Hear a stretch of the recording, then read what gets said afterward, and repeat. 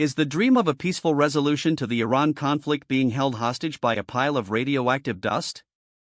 President Trump has made his stance clear: Iran will not possess a nuclear weapon, and he is pushing to secure their entire enriched uranium stockpile, what he's calling nuclear dust, by demanding it be destroyed or handed over to the United States. Before we continue, if you want to stay on top of everything happening in US politics and international security, hit that subscribe button right now and leave a like. It really helps this channel grow and ensures you don't miss our deep dives into the stories the mainstream media often leaves out. The situation on the ground is reaching a boiling point.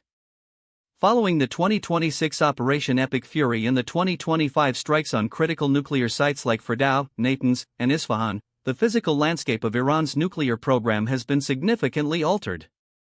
Airstrikes have successfully damaged the centrifuges and the reinforced tunnel systems, but non-proliferation experts warn that the most dangerous part of the equation remains: the actual enriched uranium. We aren't talking about a small amount. Iran is believed to hold thousands of kilograms of material, some of it enriched to 60%, a level dangerously close to weapons grade. The Trump administration's position is firm. They are looking at this stockpile as a potential poison pill for any future agreement. Experts like Andrea Stricker from the Foundation for Defense of Democracies argue that as long as this material exists, Iran retains the ability to break out toward a nuclear weapon at a time of their choosing. The demand? Total removal or total destruction. But here is where the reality of the situation gets complicated. Physically securing this material is not like picking up a stray crate of hazardous waste. We are talking about entering deeply damaged, potentially unstable underground bunkers. You have tomahawk-blasted tunnels and sites hit by massive ordnance penetrators.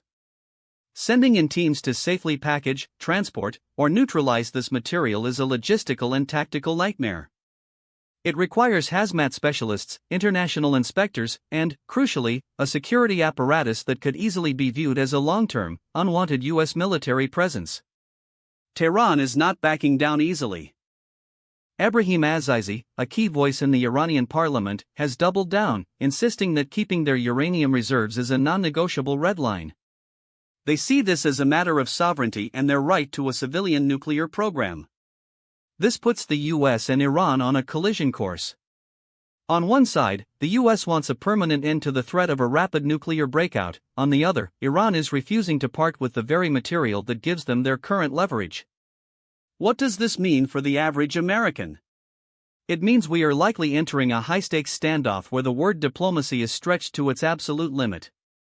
If the US pushes too hard, the talks could collapse, potentially reigniting a much larger, more kinetic conflict. If they back off, we risk a scenario where Iran, even with damaged facilities, still holds the keys to a nuclear future.